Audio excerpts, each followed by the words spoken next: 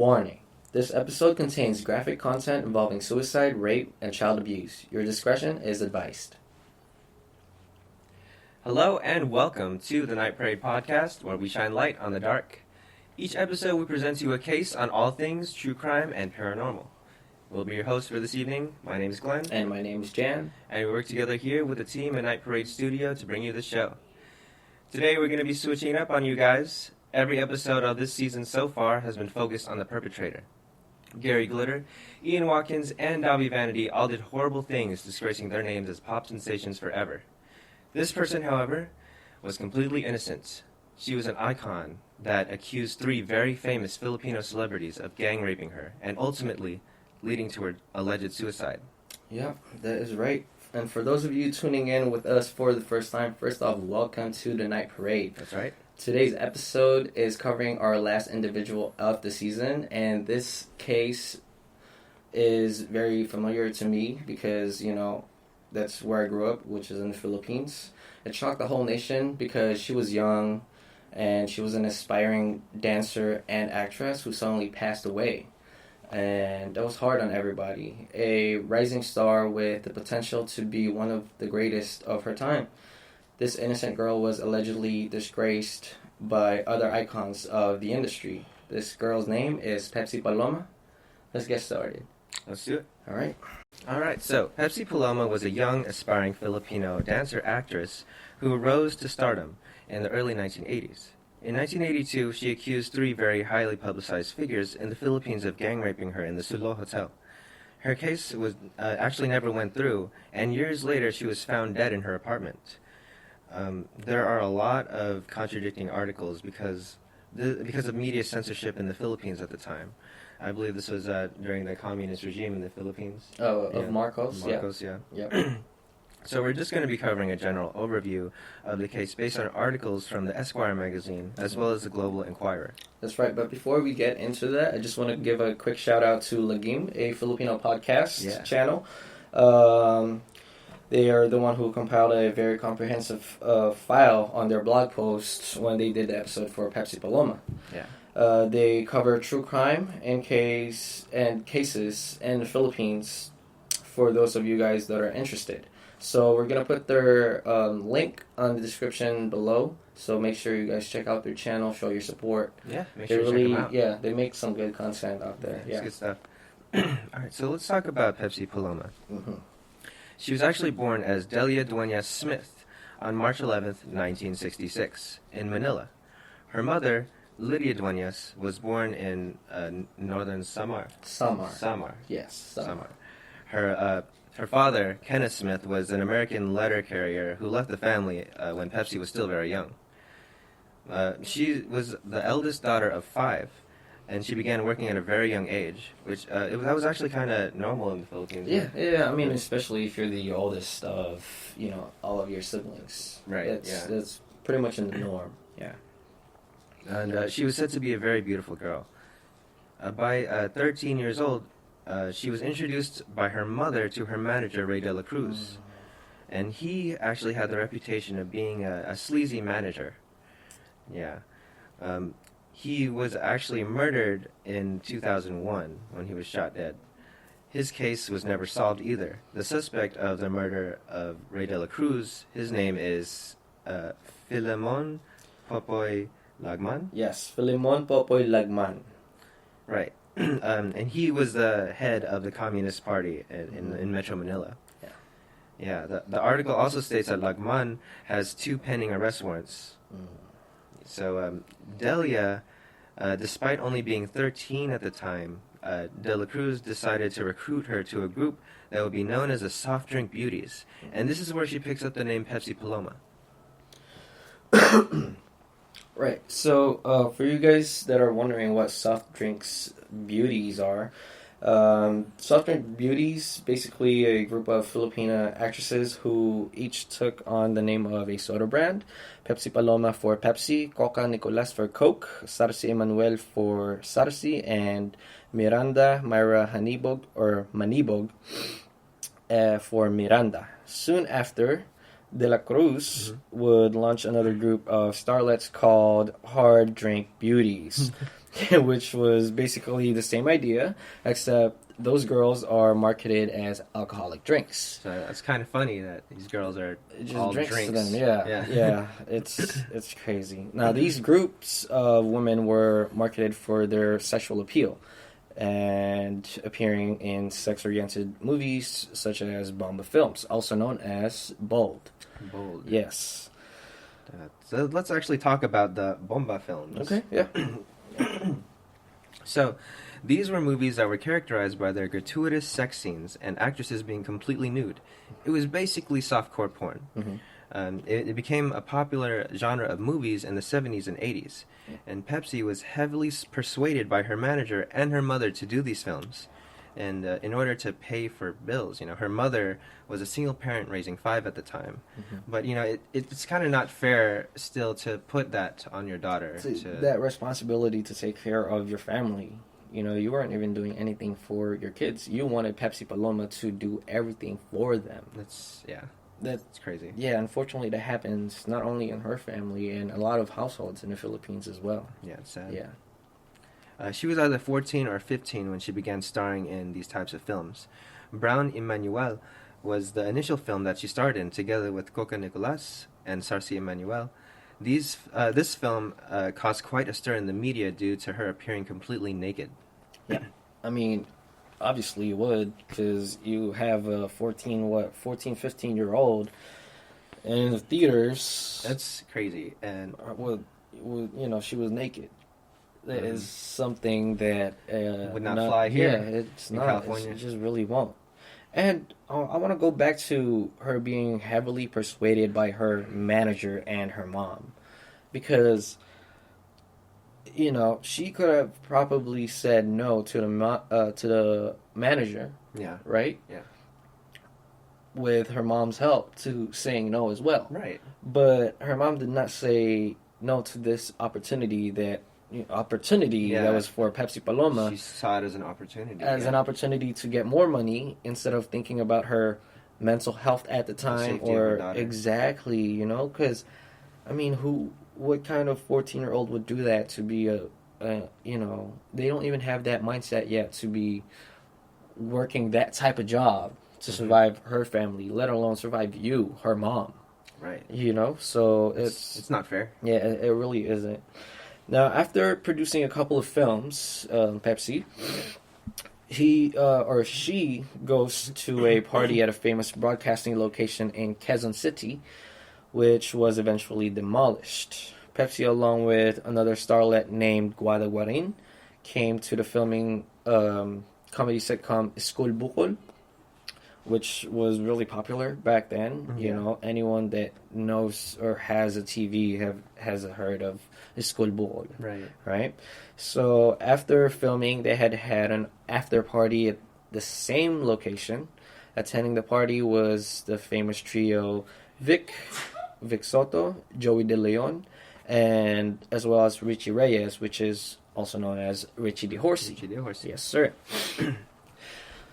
Now, in this party, Pepsi claims that the 3 men harassed her and her friend Guada Guarin, ripping her blouse open, and, basically, in result, they felt humiliated. Because, imagine this is a public party.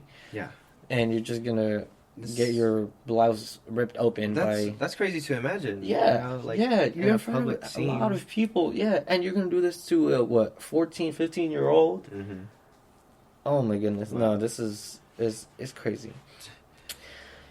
At some point, Richie De Horsey started to grapple with Pepsi, pinning her arms behind her back, while Vic Soto kissed her forcefully. Joy De Leon took the pictures of the event, although we can't find the pictures that is said to be taken by Joy De Leon. Yeah. And also, after that, he had taken the pictures. He insisted that he wants to kiss Pepsi Paloma as well. Oh, right? He felt left out. I want to kiss too. Come on, bro. That's... Oh, my God. Anyways, soon after, the small group headed to the Sulo Hotel in Quezon City.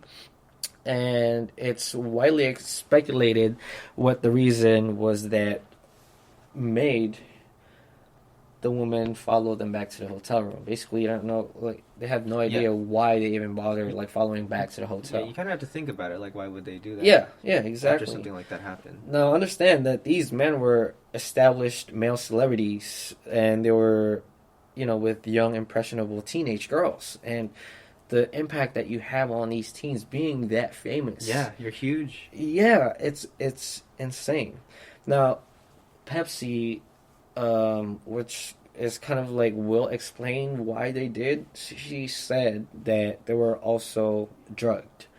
Okay, that that's what happened during the party, and maybe that is even the reason why they followed them to the hotel. You know, I mean, shoot.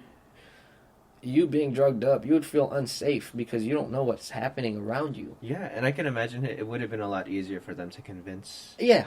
Girls to go back with for them. Sure. That is without a doubt. Especially being that big an age gap. Exactly. They could be their fathers. Exactly. That's crazy. So, Vic Soto was 25 at the time, and Joy DeLeon was 32 years old.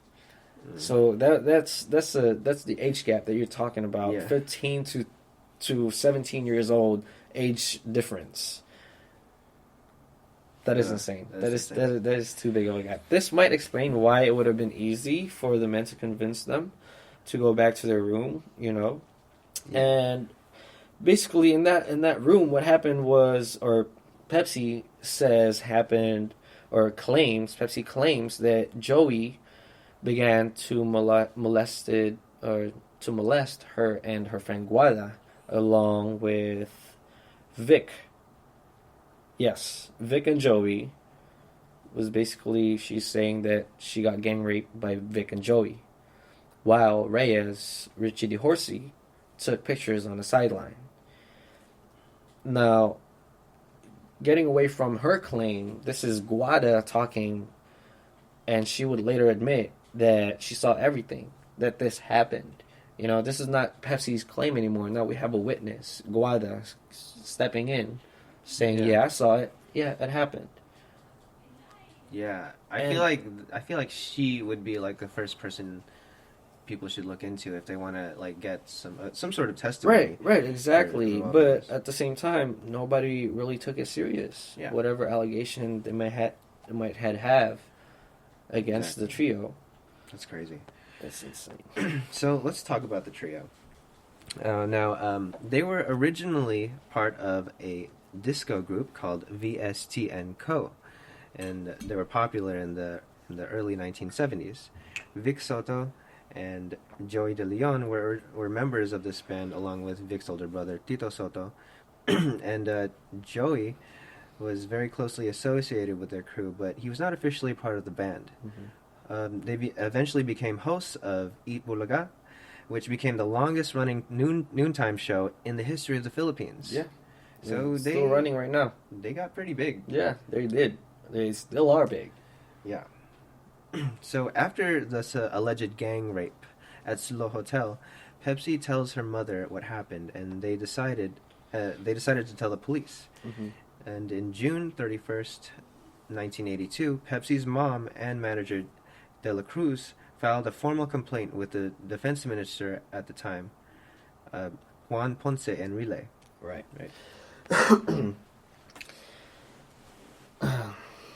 So, I mean, now she's coming up to her parents, and even her manager knows about what she claims to have happened during that time, and in Sulo Hotel, right? Mm-hmm. And there's actually action that's being taken, and they actually believed Pepsi when she told her mom that let's tell the police, let's get somebody involved, and it's it's crazy. Mm-hmm. Now before we get into into deep, let's talk about the Filipino law back in the 1980s. Right. Okay. So victims of crimes in the Philippines back then would not be given a prosecutor to pursue their case, and because they couldn't afford it, right? as opposed to our justice system here in the United States, where you're given a lawyer if you can't afford one, right? Or if you don't have one.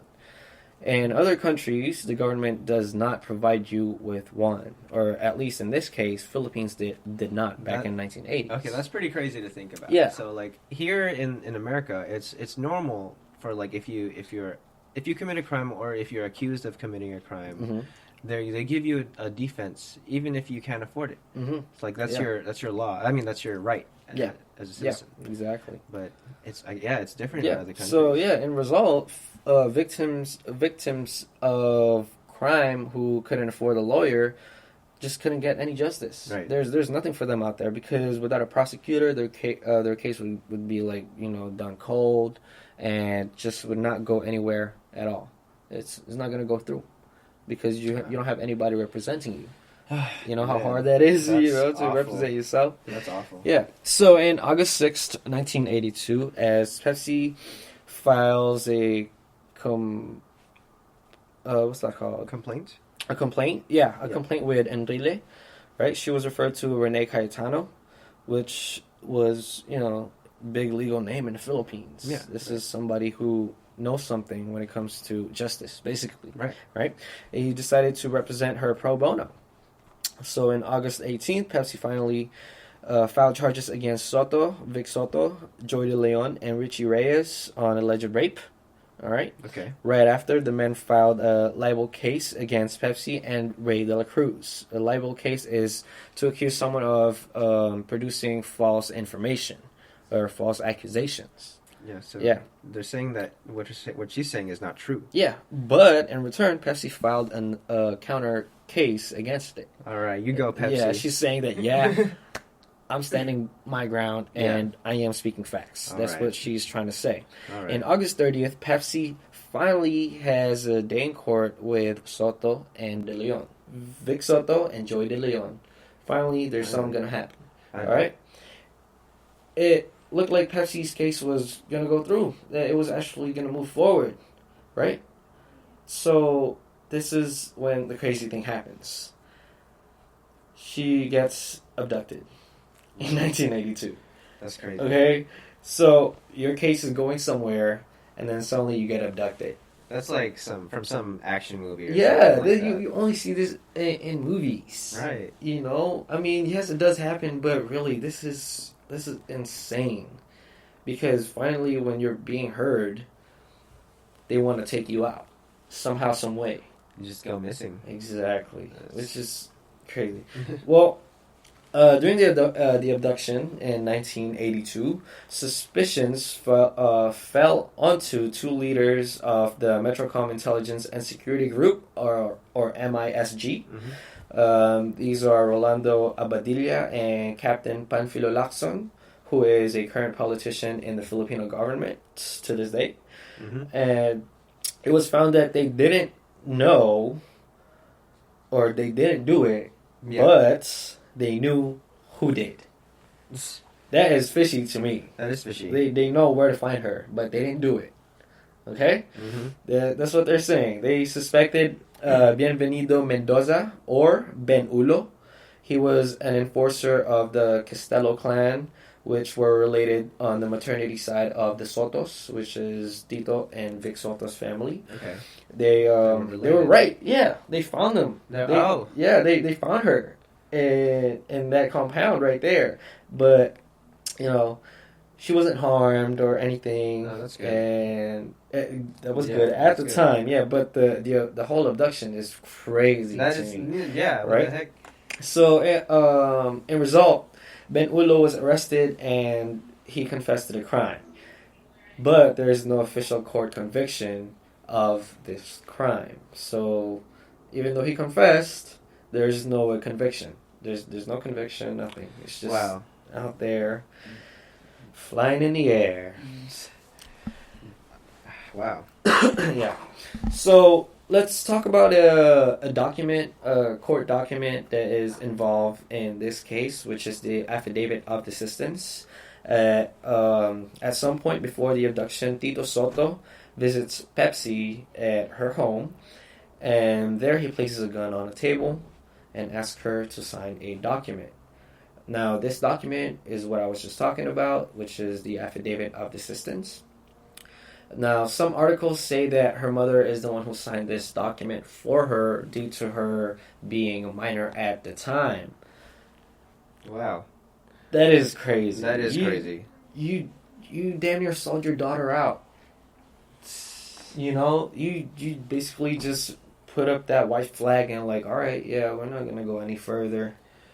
I'll just sign this document. Okay, wow. So basically she can't do anything now. Yeah, now she can't do anything because she had given her rights away to, basically say anything about it. Mm-hmm.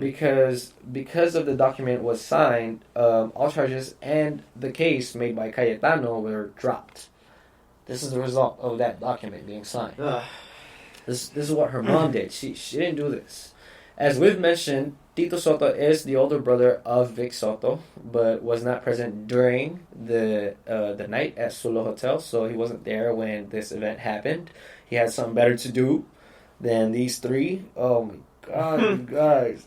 Oh my goodness. Anyways, gladly he wasn't there because that just adds more to it. But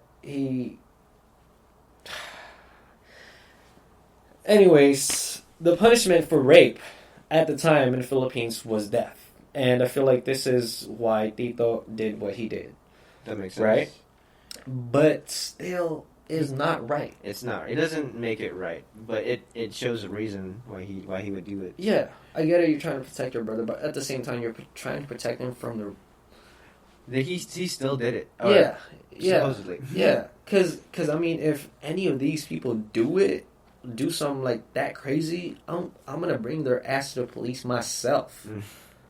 Cause please. No, because you can't expect me to cover up for you when you do something like that. Something like that. That's something crazy. To a child. Yeah, dude. Like, oh my goodness, we're talking about a early teenage girl here, and she's still growing up, and you're gonna do this type of molesting her is insane to me. A young girl. Yeah. Young girl.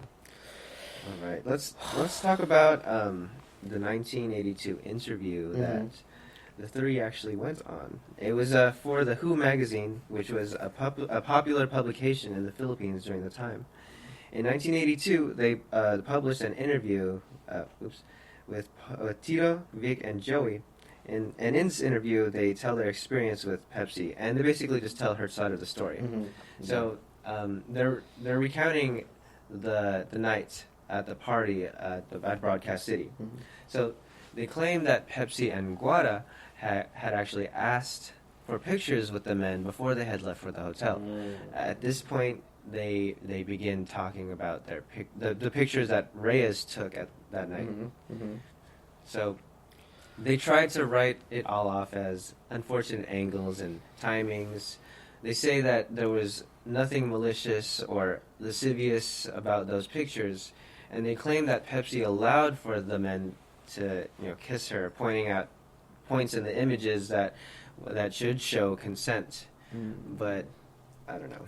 It's kind of fishy. Yeah, I don't know, man. Because if the pictures involve you guys touching her or pinning her arms behind her back, ripping her blouse open, I want to see these pictures. Yeah, because I want to see these pictures. I don't think she'd allow anybody to do that. Any girl would not allow anyone to do it unless y'all involved in a relationship or something. Now we tried so hard to actually find these pictures. Yeah, if there's anybody out there who has them, who could get access for us. Yeah, we would like that would be amazing. So we can share it with everybody. Yeah, and analyze it ourselves. Right, exactly, because these claims that they're taking it just doesn't match what they said.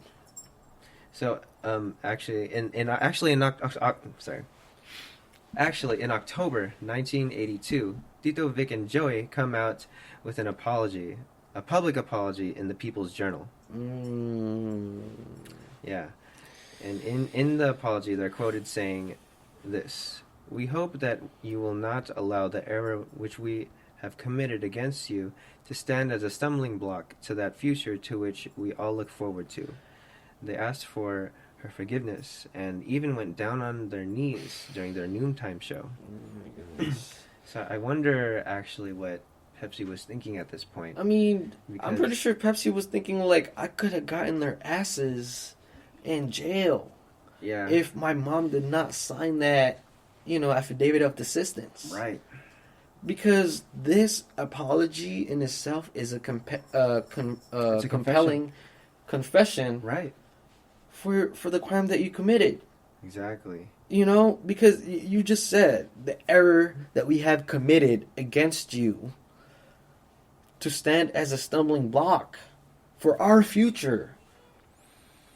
They're basically saying, like, I hope y'all can forgive us and let us continue doing whatever we're doing right now. Yeah. That is wild. That is crazy. Because this would have been some crucial evidence that Pepsi Paloma could have taken to court as well if that document was never signed. Yeah. But also at the same time, I don't think that the apologies would come out if that document was never signed. Right. It was kind of like a smart move on their end. Like to the apology. They probably did it knowing that they could get away with it. Yeah, right, yeah. But it was later found that these interviews were taken down because of censorship. Yeah. And we'll get into that. Yeah, we'll definitely get into that. So let's talk about Pepsi's death. She went on. Well, before that, she went on to film more movies in the industry, but that was until her unfortunate early death in 1985. Right. So it was actually in May 31st, and Pepsi was found dead by hanging in her apartment. Pepsi's official ruling for cause of death is suicide. However, it's widely believed that she was murdered. Her manager said that she was doing financially well. She also had a lot of other projects, including more movies lined up. She adopted a baby boy, and she had a huge birthday bash planned the next year. Yeah. I believe this was her debut. Right? Yeah, they're her debut, which is pretty big with every Filipina that I know. They wait for their 18th birthday and they throw that big party. It's similar party. to Sweet 16 Yeah. or Quinceañera, Yeah, very similar. right? So that's our Sweet 16, which 18 debut basically. It's the same idea, just 18 years old. Just gotta wait a couple years, couple more years. So, yeah, man, I believe she was murdered like other people do. Yeah. But yeah, we'll get into that. Really. For now, let's talk about the trio now at this point on in time. Basically, Tito Soto is now a senator and is going to be running for vice president next election, whenever that is. Mm-hmm. Richie DeHorsey got to live a full life until his death in 2015. And Vic and Joey still host their noontime show called Eat Bulaga. And it's still running. It's still running. The longest running. It's insane. Well, in June 2018, Tito Soto demanded all articles connecting to the men to the Pepsi Paloma case to be taken down. A malicious imputation of crime negatively affecting his reputation. These articles were eventually taken down. However, copies of the original article can still be found on the web today. We'll link you guys in the description below. And we also we're going to show you guys a couple of pictures of the actual article that was, sent. It was the original document that Tito Soto sent as like an order as a senator. Yeah.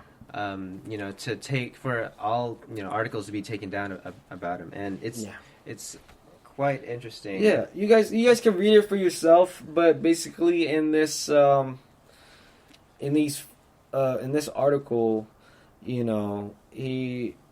what is he saying?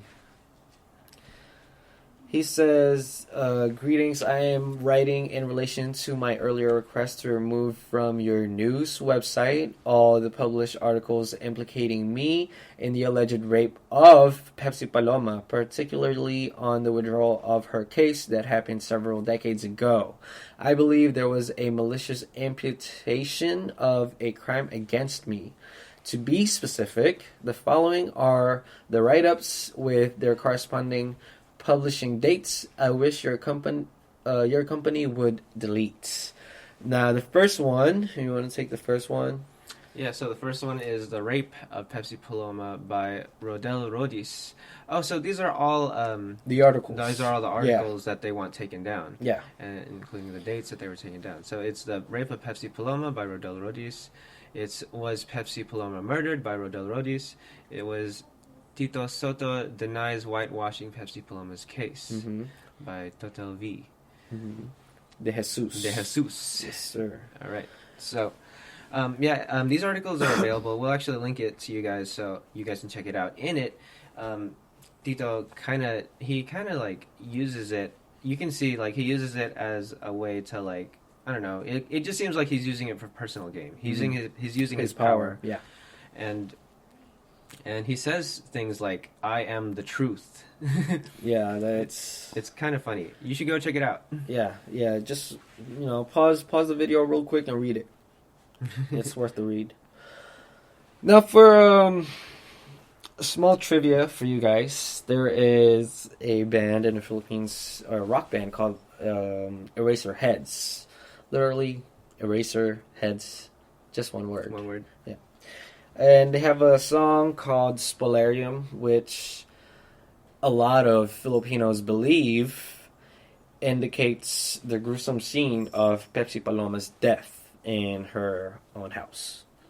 Wow. Yes. So, it basically describes the whole kind of like scenery of once you walk in through that door, this is what you see. If you guys have Filipino friends out there that could translate for you this song, I wouldn't be able to translate the whole song, but I'll translate like some parts of it. And yeah, ask them to translate for you so that you guys could get like the whole thing. But in one part, it said that umiyak ang umaga, anong sinulat ni Enting at Joey Jan sa pintong salamin, di ko na mabasa pagkat meron nang nagbura. Ewan ko at ewan natin sinong nagpakana at bakit ba tumilapon ang spolarium dyan sa paligid mo. So basically what it's saying is that, the morning breaks, what did Enteng and Joey wrote there? And Enteng basically refers to Vic Soto and Joey for Joey De Leon. And what did both of them write on the door made of glass, right? Or the mirror glass, or what is it? A mirror door or something? Yeah. And it's basically saying that I cannot read it anymore because somebody had erased it. I don't know. We don't know who was at the bottom of this, right? So that's what basically this whole song is saying, that it is not towards specifically the trio, but there is a name mentioning there, which is Enteng and Joey, referring to the two that was present at the time of the event. Right. So the band's official comment on this song is that it's not about the case. Right. But it's it's widely. But yeah, it's widely known that it really kind of points to that direction. He name drops two of them. Yeah, because I wouldn't want to go against somebody that big if I am like a rock band that is still ongoing. It makes sense in the Philippines, be involved. Exactly. So we don't know. We don't know. You don't know, but. Yeah, there is a big speculation that it is about that whole thing. All right, and yeah, man, it's crazy, isn't it? It's crazy. This whole thing is insane. It's been really hard to really like kind of like revisit everything that I had kind of like experienced growing up. Yeah. Because people really do talk about it like around you. And It's you'll just controversial. and you'll just hear it like here and there. But yeah, what do you think about Pepsi Paloma? I think that Pepsi was a young girl who went through so much for her age. Yeah. You know, like Yeah, for sure. having to start working at that time and doing films like that, being forced to, Right. and then having to go through everything else. It's Yeah. just It's it's a tragic. It's tragic what happened Yeah. to her, and 'Cause- yeah, It really that is there forever. Yeah. You know, you live through that, you'll remember it. yeah, You're at a very young age where you remember everything. You Yeah. know, at 14, 15, your mind is like working like that, and you're not gonna forget anything that happens. yeah. That She was time. so young. She was So young. Oh man, really? It's tragic. It's awful. Yeah, Poor really Pepsi. is. It really is. Yeah. So, Jan, what do you think? Do you think Pepsi really committed suicide? No. I think I'm part of those people or that group of people that do not believe that she suicide. You know, just because I know in a lot of these cases where if you have the money and the power, you do anything to save your face. Yeah. Especially in the Right. Philippines, huh? Yeah. And mind you, what happened when Tito Soto like put down the gun on the table just to sign the thing, right? Mm-hmm. That's some that you just see in the movies, right? Yeah, and it's similar weird. to this, her dying at such a happy state of mind, Right. you adopted a young baby a boy, baby boy. right? To take care of for the rest of your life. Yeah. And suddenly you're just going to kill yourself? It doesn't make sense. Yeah, it really just doesn't sit right with me, you know? Right. And also one of your biggest parties of your life is coming. And suddenly Right. you invite people. This is huge for Yeah. women in the Philippines. Yeah, and she had planned everything already.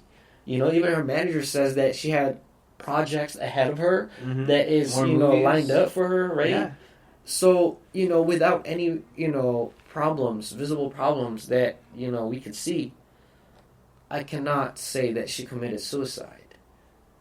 Yeah. There's so many things that point to other Yeah, things. and- Something else.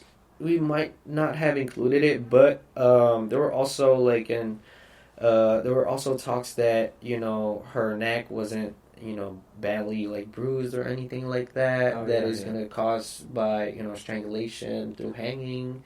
Right. Or There's no like rope yeah, marks. yeah, and yeah, it's crazy. Oh yeah, and there was like no stool for her to stand on. Right, like, for her to get up right, there. too, right. So there's a lot of It's- stuff that goes on around Yeah. like her death It's specifically. mysterious. Yeah, it really is. What do you think the trio deserved? Well, I mean, at the time, the punishment for rape is death. So if they Mhm. did it, then somebody has to be punished for Right. the Right. crime. If they did it, Yeah, if you did the crime, you do the time. right? Right? That's what my mom always told me. It's like, you do that shit, I'm leaving your ass there. I'm not protecting you from the stupidity that you cause on yourself. Exactly. Right? Because it doesn't make sense. It doesn't make sense. Like, Especially if you're doing something like this. yeah, exactly. It's crazy. But yeah, I think they Supposedly. deserve at least to be, locked up for a long, long time. Yeah. Maybe not death, but a long I mean, time. at the time that was a punishment, but I wouldn't go as far as that. But for the rest of your life, I mean, they're getting I'd say- old now, Yeah. so yeah, I mean, I don't know. Yeah. it's crazy. I mean, and, who knows how many other cases there might have been. Yeah, Yeah. yeah. So I mean, this is the only one that we know of, Yeah. right? Okay. All right. Let's Yeah. move on. So how about everyone else? Yeah. What do you think about Pepsi Paloma? Do you think she committed suicide? And what do you think about the trio? Yeah. Let us know. We'd love to hear it. Definitely, yeah. Well, Guys, that is Pepsi Paloma, once a thriving dancer actress who at a very young age got taken advantage by three of the most influential actors, comedians, musicians, and hosts of the longest running daytime show in the Philippines. We hope we were able to shine some lights for you guys today. And if you guys enjoyed today's episode, make sure to drop a like, comment, and subscribe. It really helps us out. And with that being said, welcome to the Night Parade. As always, I'm Glenn. And my name is Jen. And that's right, welcome to the Night Parade. So how about everyone else? Tell us what you think. What do you think about Pepsi Paloma? Do you think she really committed suicide? And what do you think about the trio? Yeah. Yep. Make sure to let us know down in the comments below. We'll read through all of them. Yep. Yes. Yeah. So, guys, that is Pepsi Paloma, once a thriving dancer actress who at a very young age was allegedly taken advantage of by the three of the most influential actors, comedians, musicians, and hosts of the longest running daytime show in the Philippines, which was Itbulaga. Mm-hmm. We hope we were able to shine some lights for you guys today. That's right. And if you guys enjoyed today's episode, make sure to drop a like, comment, and subscribe. It really helps us out. And with that being said, welcome to the Night Parade. As always, I'm Glenn. And my name is Jan, and that is right. Welcome to the Night Parade.